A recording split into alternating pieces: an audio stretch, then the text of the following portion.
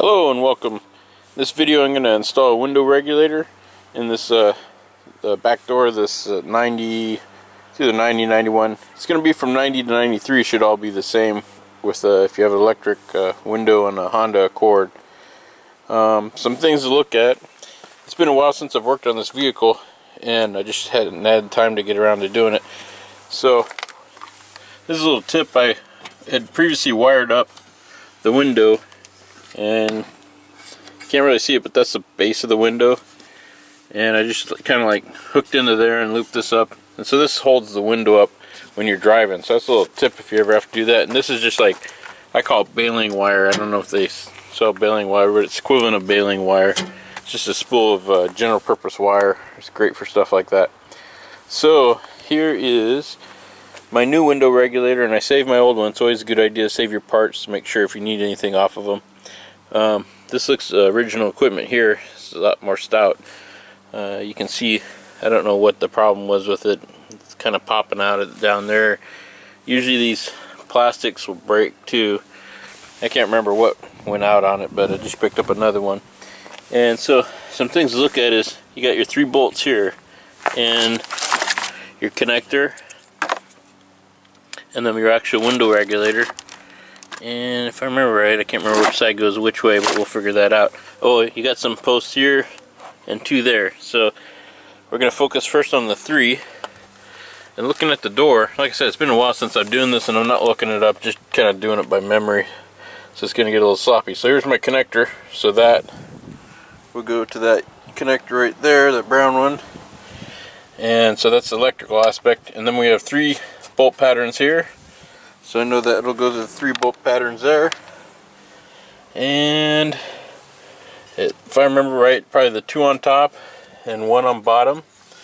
And that should match on our new one. It's got 1 bracket hole there and 2 there. And so if I remember right, I'm gonna have to like fish this in, kind of bolt up the electrical motor, get this on, and then the tricky part, if I remember right, is going to be getting, I can't even see it. When I drop this, when I drop this window down, you can access more through these holes here. There'll be 2 bolts there, and we'll be working with that'll be the tricky part, is hooking that up. So let me kind of fight with this, and I'll probably undo this wire, set up, and drop the window down and see what I'm up against. Okay, just kind of show you where I'm at. I gently drop down the window. You just want to make sure it rides on the rails there. Sorry about shaking the camera around so fast. And you know, it's got free play there. I just grabbed it from the top and gently lowered it down. And I'm kind of trying to find all the bolts. And so you're gonna have this clip. This is part of the, like, holds up the door panel there. And I can't remember. So I got 3 bolts here. I recognize these. He's got these little pieces on those. Those go in the window. I think this is the top of the motor. And I gotta find these 3 parts. And I think I may have them all. But so that's what like I said, I know these ones go on the bottom. So, and this will go into the bottom of the window there. And it makes sense that it can only kind of go in one way. So this should go in through like that into the window. And so that's my game plan. I put a bolt that I found right here. I think that's where that's going to go. Okay, where I'm at is this is not going to be a step-by-step tutorial, just kind of showing me struggling putting this on. I decided to put the wire through the bottom bolt hole of the window again, pull it all the way up, and then bend this wire over. Now the window feels real solid, but this bend here should keep it. If it does fall, it can prevent it from falling. And that's another trick, is people put duct tape over the top here, which is a pretty good idea. But I don't think it'll fall. I did this, I pulled it back up to give me more room, and so I'm concentrating on getting these in next. And you can kind of, when you lay it over, when you pick this up and lay it over, you'll kind of see how the bolt pattern should match up. Now this is not OEM, so they have studs coming through this way, and I'm going to try to leave the bolts on, but I might have to take them off. The OEM design is a little bit better in that you just place it in there and the bolts go, they don't use nuts, the bolts go down, so you have a little bit more clearance. On this you have nuts instead of bolts, and the bolts poke up towards the front. Anyway, so by lifting this up, it gives me more room to work in back here. Alright, step one is a success. So what I did is I took that bar, there's the bar there, and again the double holes go to the top. So I took that bar and I turned it 90 degrees and I laid it down there, and then you have to make sure your motor part doesn't get bound up in there. And then I stood the bar up over here and was standing straight up and down, and then I pulled the whole thing over to kind of line it up. The bar's not quite lined up in there, but it allowed me to get the motor in place. And so I just backed off these screws, pushed them through the large holes, and now I have the motor, just finger tight in there, and then the bar standing up like that in there. So next, I'm not sure what I'm supposed to do next. I think what I'm going to try to do, here's the bar back here, is start putting the bolts on here. I'll do this bolt next, and it looks like then these bolts up here, and then we'll take it from there. Okay, moving along. So I put one bolt down here at the base, and then the one that had the washer, I don't know which way it's supposed to be, but I put the one with the washer because that seemed like this is more the securing bolt. And then I put another bolt right here, and this, you can see, you can pivot back and forth, and I believe that's to help you adjust the window. So everything's just in kind of loosely hand tight. Even these guys aren't in all the way. This one's in almost all the way. Anyways, so everything's in place.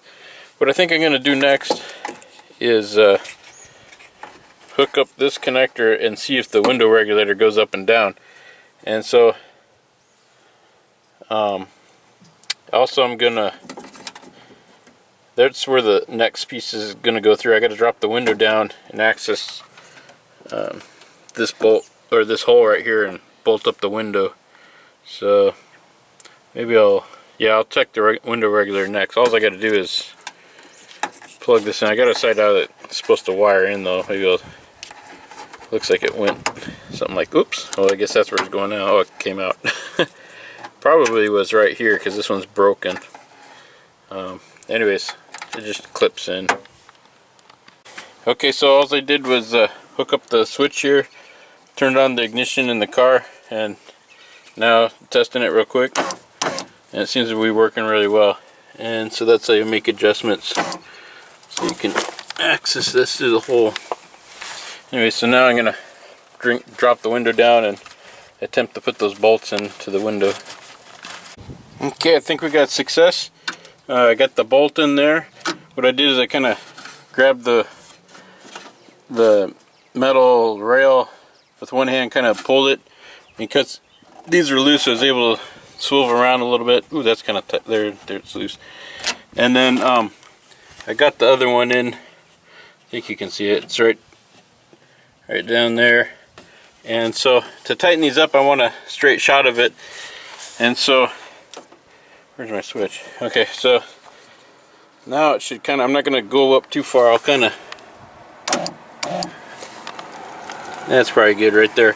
But the window is moving around. So all I'm going to do now is kind of tighten things up and then make sure I've got the window in the tracks. I'm probably going to shoot some silicone around here to make sure it moves smoothly. And I'm almost done. Okay, so all they've done is tighten down all the bolts, and it looks like we have success. Just going to run the window, and I put a lot of silicone in it because this window is pretty old and dusty. Probably need some more. And then that's down. Watch how it kind of catches there. Yeah, it's getting better. Also loosen that one a little bit to help align a little bit. And lining these windows up perfect is kind of like an art. There's no super way to do it.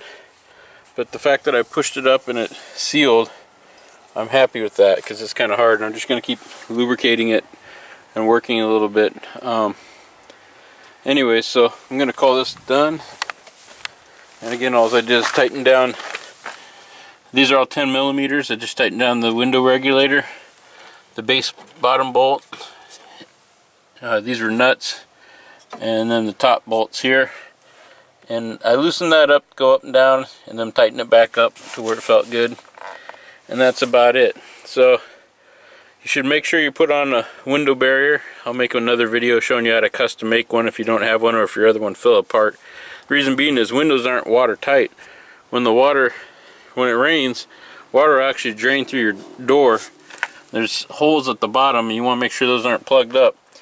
And so that's how they design almost every car door that I've seen. So the water actually runs through there, and it needs to drain out. And if you don't have a weather barrier there, it'll actually, if you see cloth where it's all separated here, that's because it didn't have a weather barrier, and when it rained and the car is driving, the water was hitting the material and messing up the door panel. That's why they put those weather barriers there.